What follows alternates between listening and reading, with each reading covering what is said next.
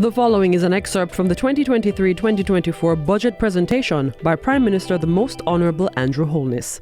Members will recall that the actuarial review of 2013 showed a dismal state of affairs and the sustainability of the NIS was threatened if immediate steps were not taken. In fact, the projections at that time were that cash flow would be negatively impacted by 2025 and the scheme would be bankrupt or run out of money by 2023.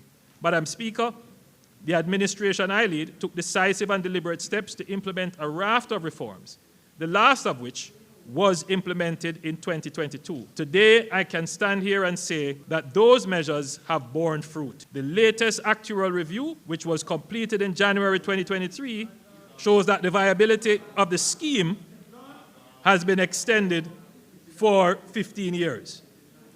Madam Speaker, pensioners are among the groups that have been ravaged by the recent high inflation. I'm therefore pleased to announce that based on the performance of the National Insurance Fund and the recommendation of the actuaries, the old age, widower, and invalidity pensions and all other benefits payable under the National Insurance Scheme will be increased.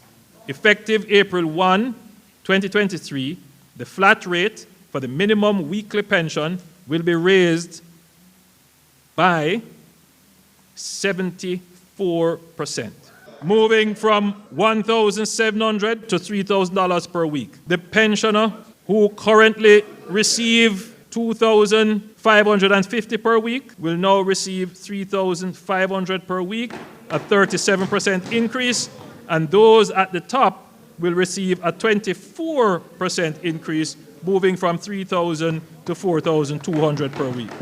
Madam Speaker, a number of other benefits under the NIS will also be increased effective April 1 and will be announced by the Minister of Labour.